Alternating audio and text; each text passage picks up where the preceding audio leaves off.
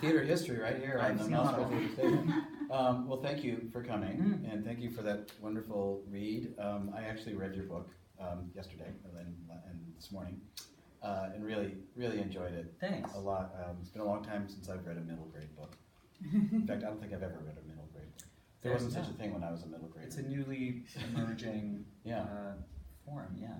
So, so what inspired you to write for kids? Yeah, it's a really good question. I've now been acting for like 10 years professionally. I just had my 10th anniversary of being in the business, like full time, and so I sort of know what it is now. Like when it's good, you're super busy, but a lot of the time you're waiting for like the opportunity to be on stage. Right. And then so I've learned how to like do that, how to fill that time and be patient. But just in the last couple of years, I've been trying to like see what else I can do, like how I can be creative on my own time and not have to wait for someone else to let me be creative. And so that's led to like various side projects. And I was interested in writing prose because even though I went to school for theater and have made my living doing various kinds of acting, when I was growing up, I always wrote stories and things for myself and for my friends. And when I was in school, all of my electives were in creative writing. It was always something I really enjoyed.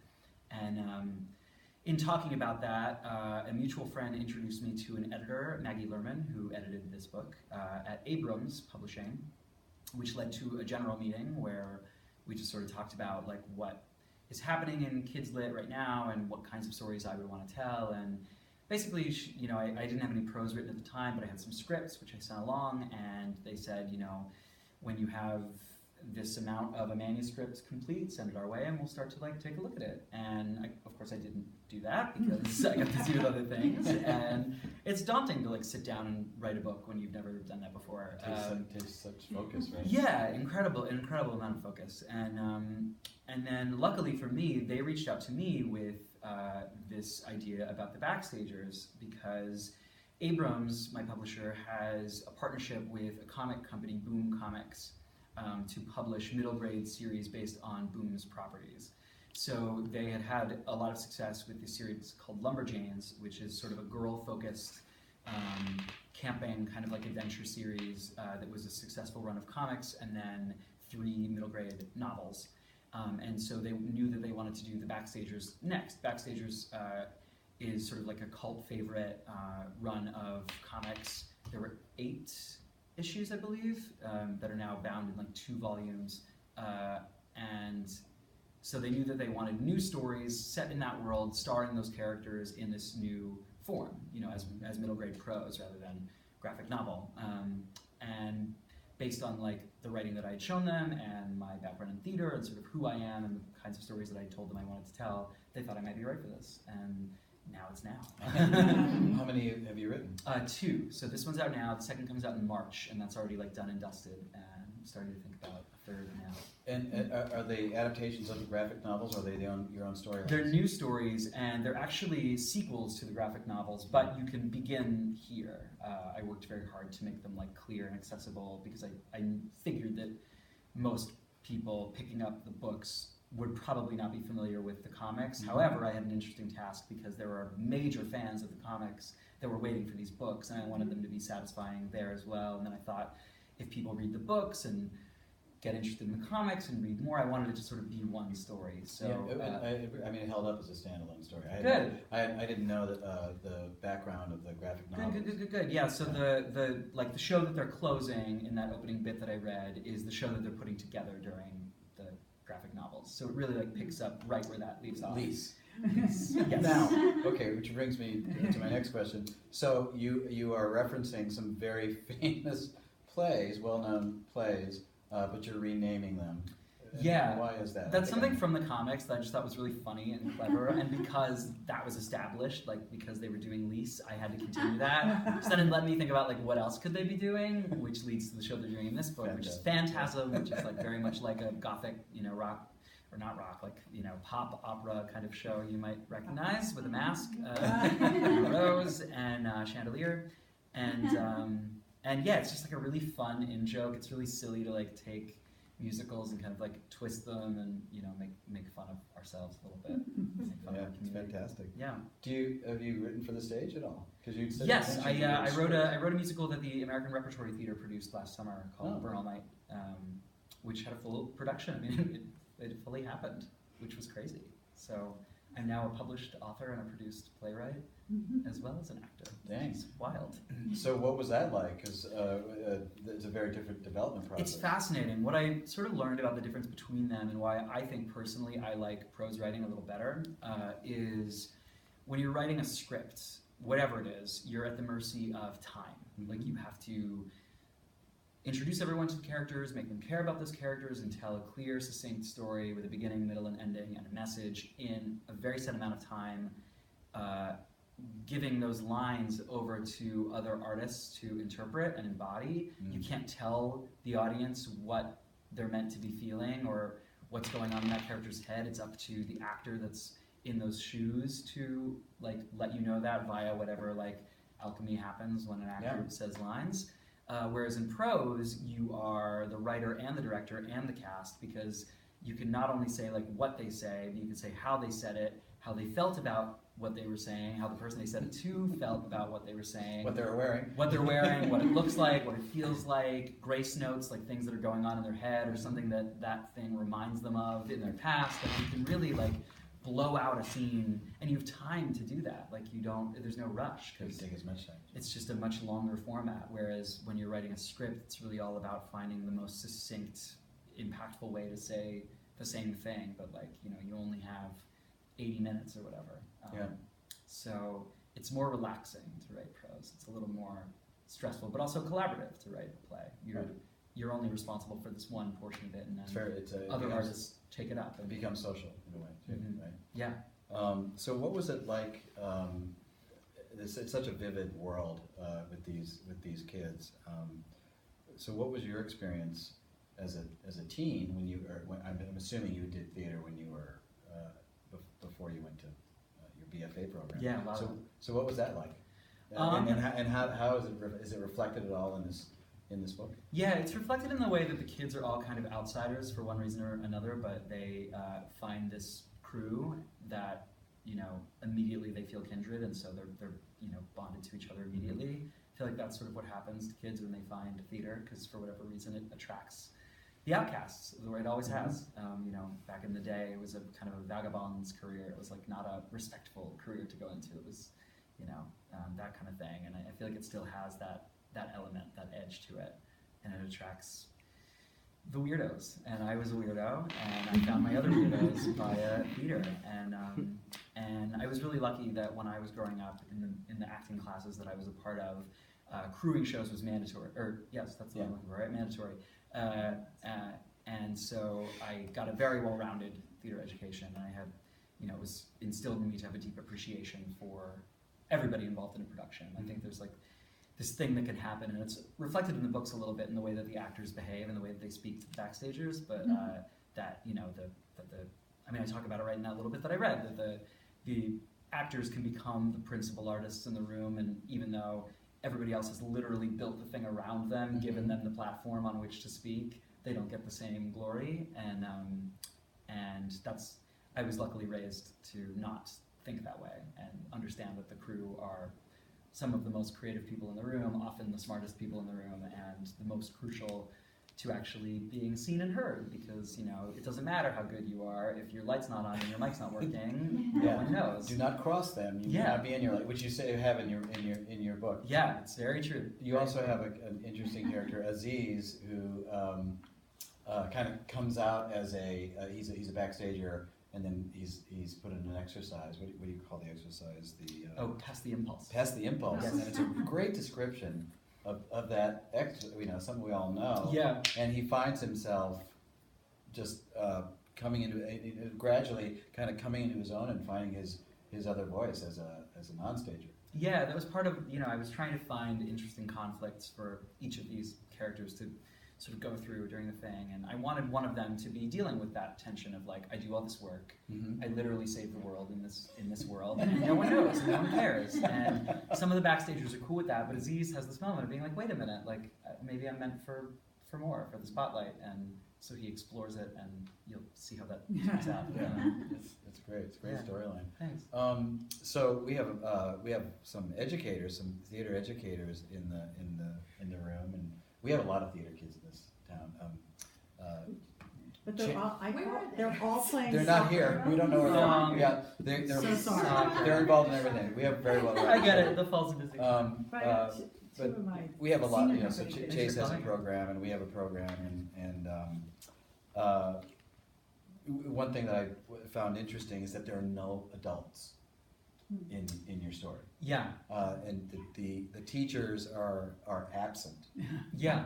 And so my first question is, what were your teachers like when you were a kid? I mean, did you want to erase them from the story, or you just wanted to find a way to justify that the kids are in control? It's something that I was kind of established in the comics. That's like the easy answer and the easy way out. That it was just something that I wanted to continue, that the lens is really... In fact, in the comics, they never leave the school. Like, I had to get sort of approval from the creators of the comics to take the lens away from the school and the backstage. Like, all the stories in the comics take place in school, in the theater, or like in the world beyond the theater.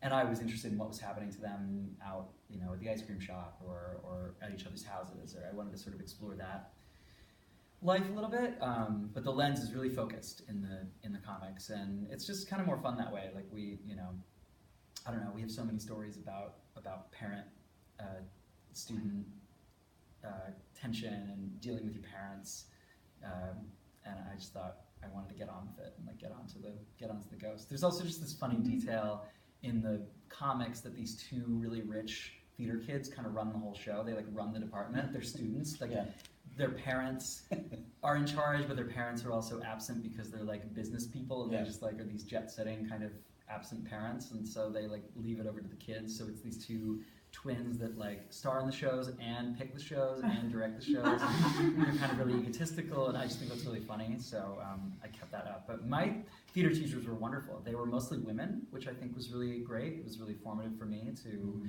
work with like women directors from my earliest memories. I feel like that's really like painted my worldview in a way that's useful and important. And yeah, they were all really wonderful. I just in our world there's no theater teachers that are grown-ups. I don't know why. I love it. It was really fun.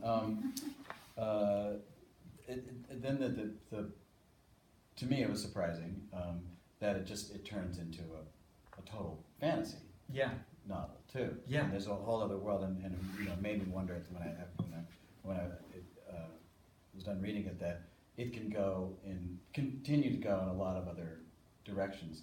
So does your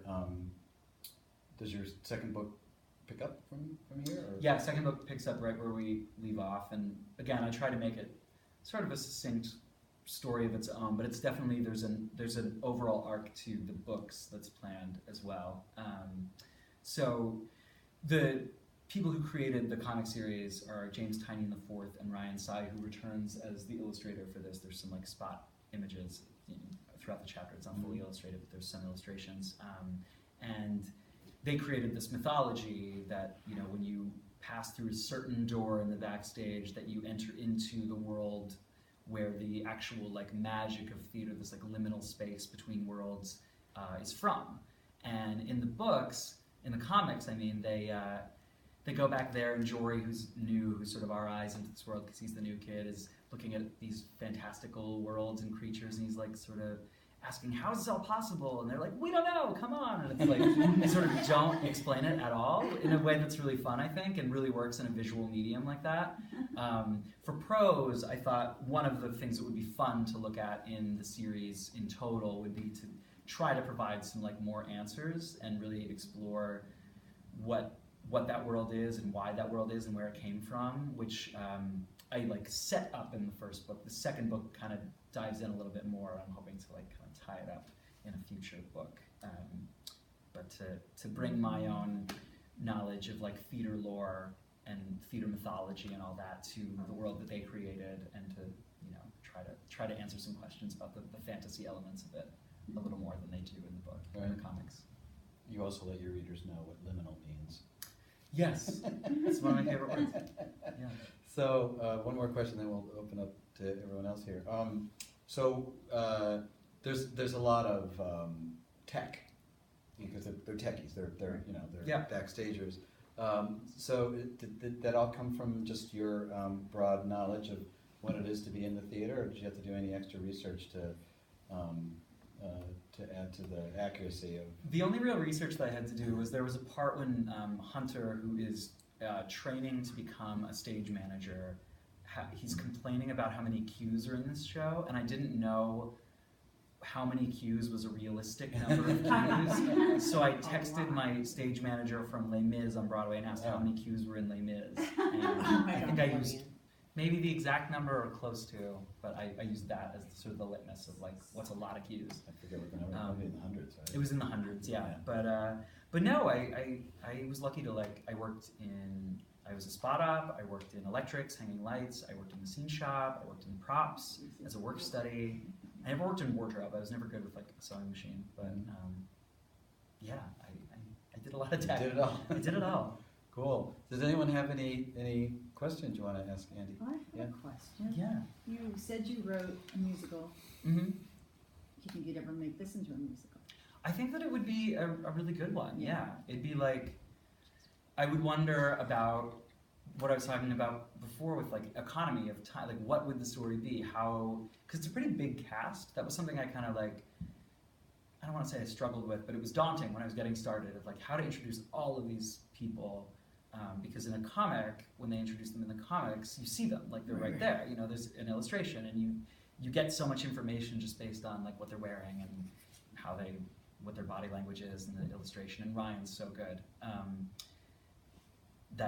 How in a musical do you introduce everybody, give us like a plot, and give us like one standalone Backstagers story? What does that look like? You know, but I already know who I want to score it. I won't say it out loud in case it ends up being someone else in the future. But yeah, I think it'd be really a rich world for a musical, and I like the idea of a musical about a stage crew. Yeah, I think that'd be really that's cool. funny. Yeah. It's a lot of spectacle, though, a lot of special effects. Yeah, but you know that's what's great about theater is that you can, already like you're in this room that's missing a wall, and you could make it all for real, Yes. or you could just sort of tell us what's happening and people imagine it. Like I remember Seussical played on Broadway, and it was like a pretty literal production. It had a big budget, and it was all built out for real. All that Dr. Seuss stuff was for real. And then there was a tour of it. Like a TheaterWorks, a children's theater tour of it that played off Broadway a couple of years later, and it was all more like representative, like the like thing that Horton has with the who's on it was like a pencil with a weird eraser, and it was all on like ladders and really low tech.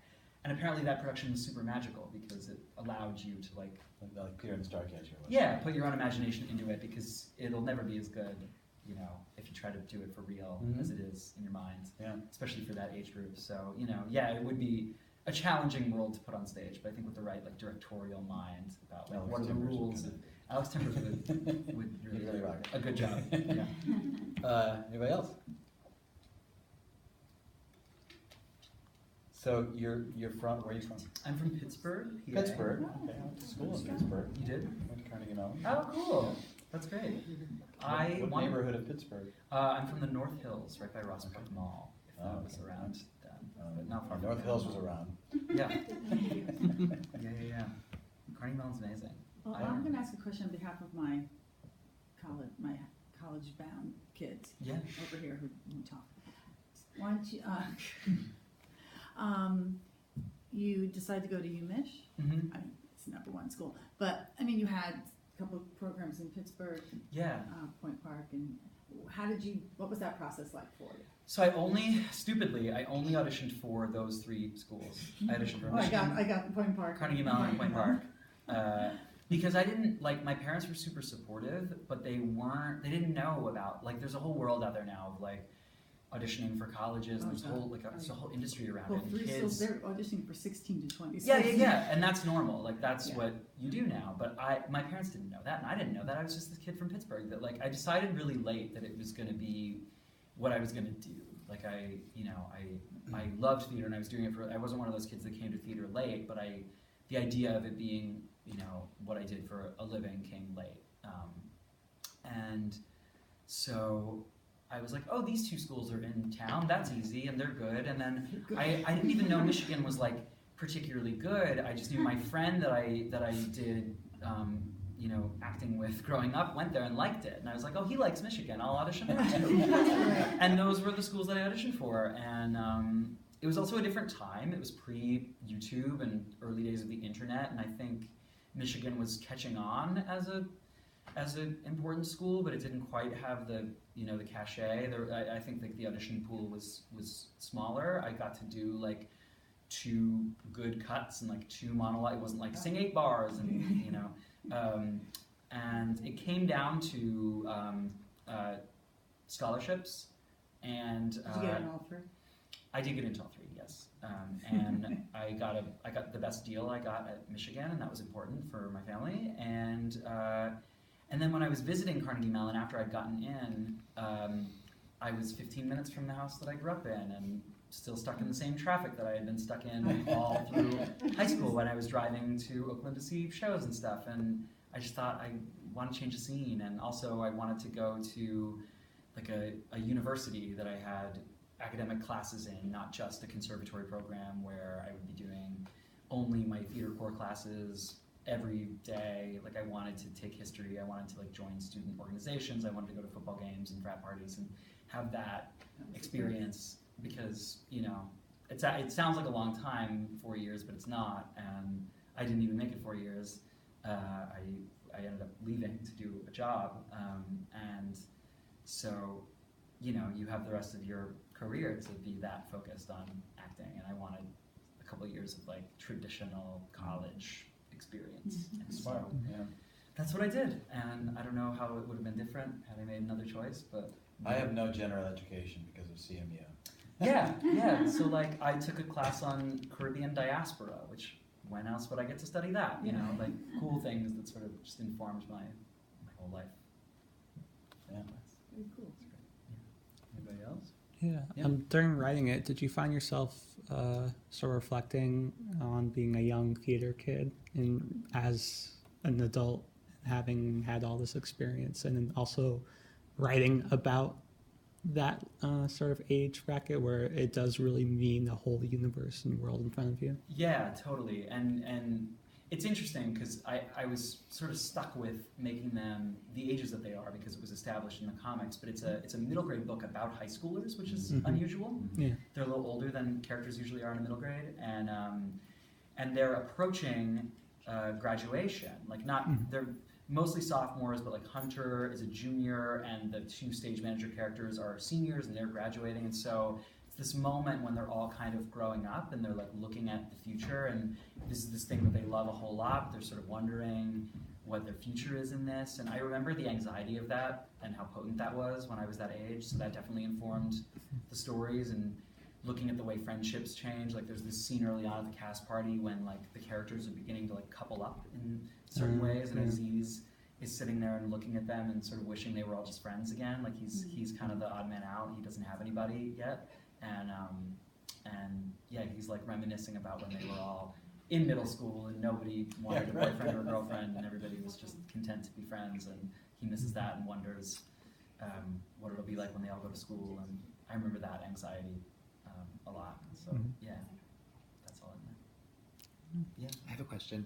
I know a lot of theater people, but I feel like I'm an outsider for them. And I know also a lot of people who write fiction, and I feel more of an insider with them. But one thing I've always been jealous of with like theater is like they seem like they always have other people around, and it's so collaborative.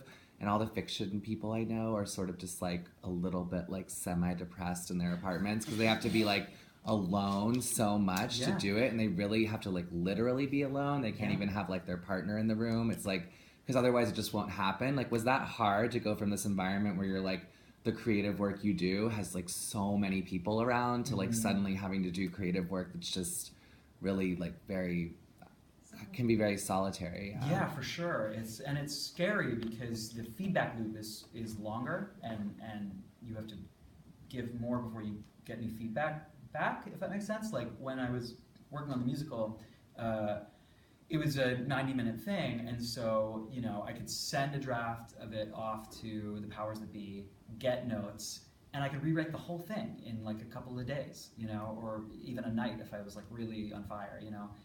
Whereas with this, like, there's no fast way to do it, and so you send the whole book, like 35,000 words or whatever, off.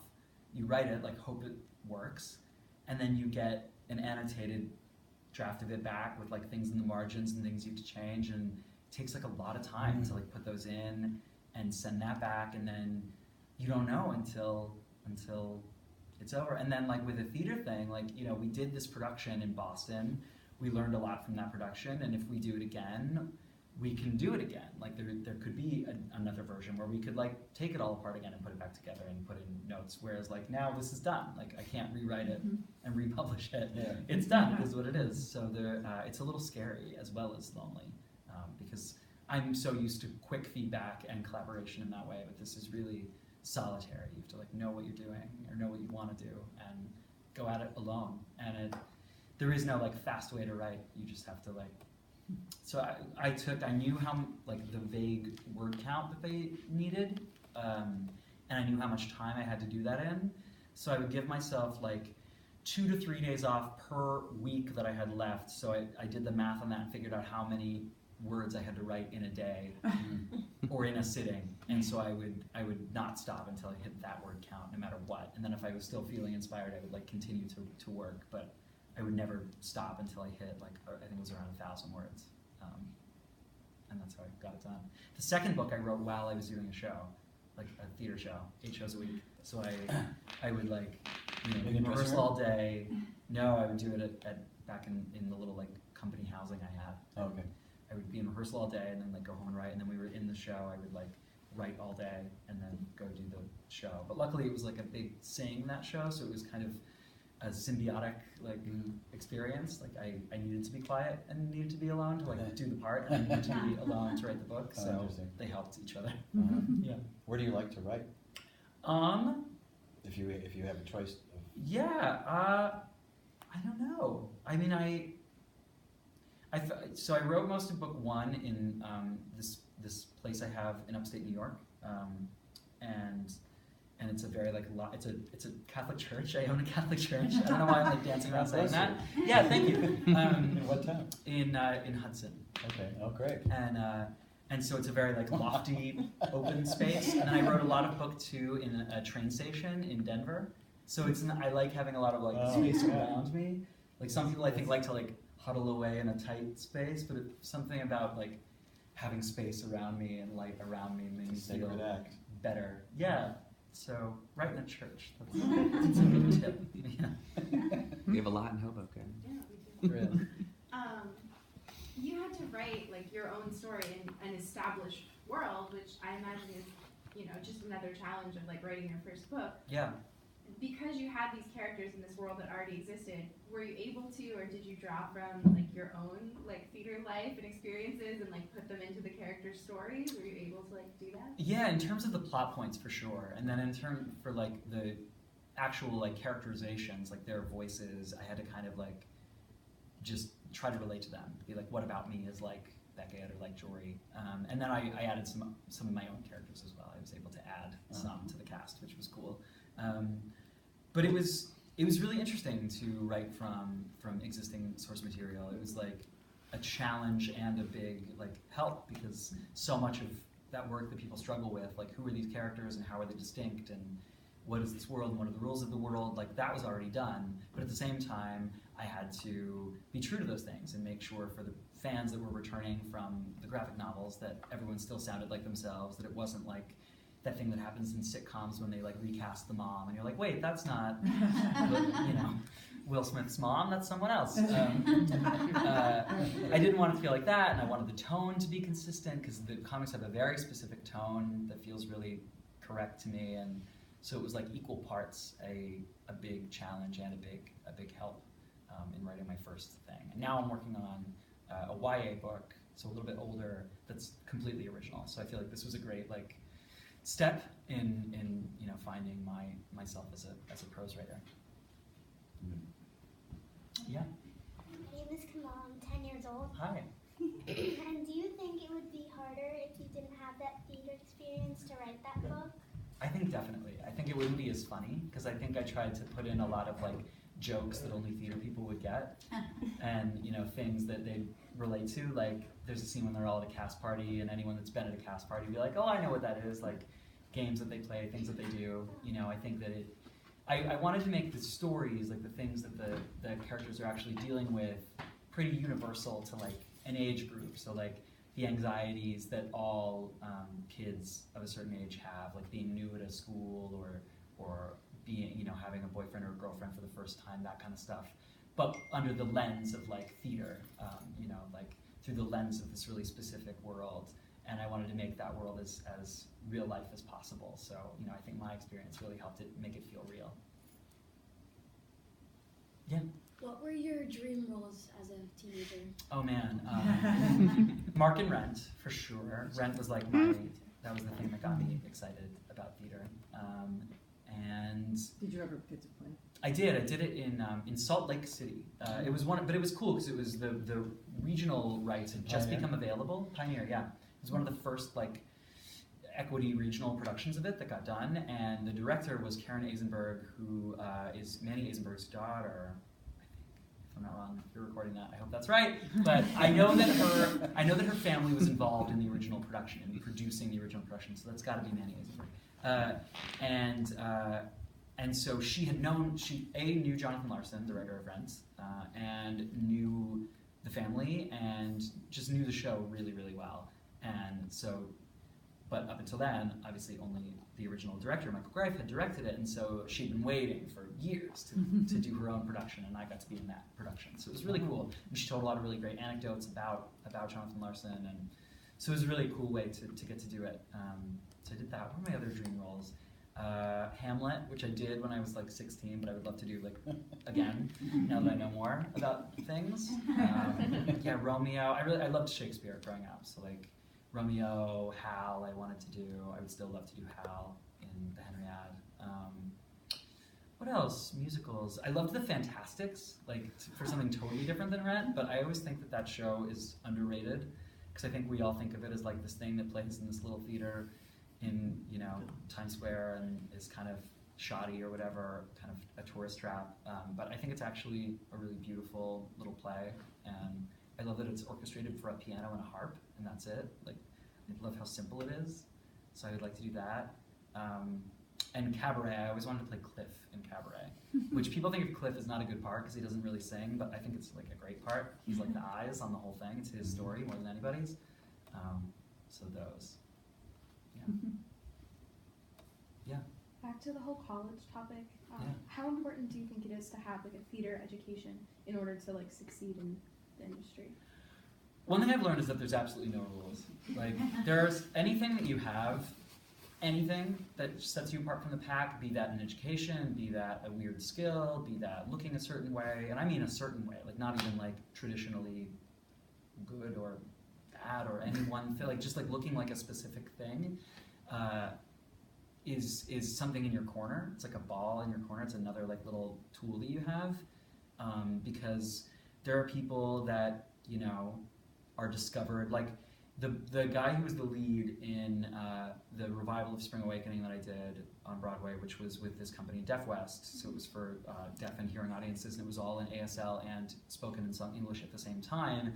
He was in school to be an interpreter, and so he was fluent in ASL, which is why he was cast. Like, he was a great actor and a good singer, but he wasn't like trying to do this, and he didn't have a ton of theater education, but he had this specific skill that made him really, really right for this. People like waltz onto Broadway because they were like a television star because they have a really symmetrical face, and then they are suddenly on Broadway. Or some people like really like hit the boards and hit class and like do the really traditional way and work their way there, and then they have to like fight to get on television or whatever. Like, there's no rules. People change careers all the time. My husband was an actor for a really long time and did quite well, and now he's a director, and that's what he's doing now, and is like more successful at that than he ever was at acting. And there are no rules. There are no rules. But I think all education is good and important, and I think that like being a well-rounded person is really important. Like, I think anybody that's 100% obsessed with the business and with like class and like don't, you know, take the time to be like a normal person. They'll have like a lot of skill, but not a lot of like to inform that skill. They won't like be a person that can like inhabit a humanity on stage. They'll just be a set of skills, if that makes sense. So I think it's really important to be a well-rounded person and have like other interests and other passions. Because also, even when it's really good, even when you're successful and doing really well, it's not all the time. Like it's peaks and valleys, and you know, there's only so many theaters on Broadway, and thus there's only so many shows that can play on Broadway. And so if there's not a part for you in one of those shows, like you're waiting for that show to come along. And so, you know, having other things that fulfill you is really important for like longevity and sanity. Yeah. What's the longest you've ever gone without having a? Like a year. I've gone like a whole year before. I haven't had like, I mean, I just did this run of shows last week, this run of like concert shows, but the last show I did was in Denver in the spring. That closed in like at the beginning of June, and I haven't like really been on like contract for acting since then, and I don't know when I will be next. Like I don't have something lined up. I'm just auditioning for things, and that's super normal. You have a nice fallback though. Yeah, I mean, I have this going on, and I have a series that I shot, like a television series that I shot last summer, which is now finally going to air in the States. It's a long story, but it's going to air in the States on WGN starting in January. So it's going to appear that I've been up to something, but I shot that a year and a half ago. So that happens sometimes, and you know, yeah, most people are just like waiting around. Because it's funny, like once you have done a certain amount of stuff too, you can't do just anything, because part of getting the next great thing and moving forward and building a career is being available for that thing. Like, you know, I could like really go in for every last thing and take, you know, a job like in the ensemble of a show on the road if I wanted to just be working all the time, but then like that's a year commitment, and then I'm not available if like a real role came along that would move things forward for me, that would be a next big role that people would talk about. So you invest in yourself by like saying no to things in a way that can be scary, and you have to balance. Like you can't say no to everything, but you do have to say no to some things, because your availability is important and valuable. That's a weird thing to like come to terms with. Yeah. Anything else? It's hard to turn down work. Yeah, it's terrifying. And every time I'm like, what am I doing? What am I doing? You have to trust. Yeah. You have to trust, yeah, because as soon as you take yourself out of line for something, you're at the back of the line, you know? Like it can be great to have a job, but also like being available is really valuable. And sometimes you only get that big thing because you're available. They might have wanted somebody else, but they're not available. So you get it instead. And then that's how it happens. That's how the world goes around. It's crazy. Yeah. Right. Yeah. What's your favorite role that you've ever played? Ooh, such a good question. I would say Tommy and Tommy. It really surprised me. I like didn't know that there was much going on in that show other than like great music, to be honest. And our production was directed by this guy Sam Buntrock, who's a Brit, and he is a Tony nominee for a revival of Sunday in the Park with George that he did on Broadway, maybe like I forget how long, but a ways back. And he found this really human story in it about like trauma and addiction, and without changing really anything. But so much of that show is nonverbal. It's like in staging, you know, there's like a Who song going on, and there's like, it's like a ballet, like there's a story going on that no one's saying anything. Right. And so in those moments, he found a way to tell the story that was really personal, and it ended up being really personal to me and to him. And so we really like played off each other well in that like director-actor relationship, and it was just a really like amazing collaborative experience and a great heart and great songs to sing. And so I hope people will see that production again in the future, perhaps. Where was that? That was in Denver, and I'm hoping we'll do it again somewhere. Wow. We'll see. Cool. Thanks. Well, great. Thank Yeah. you.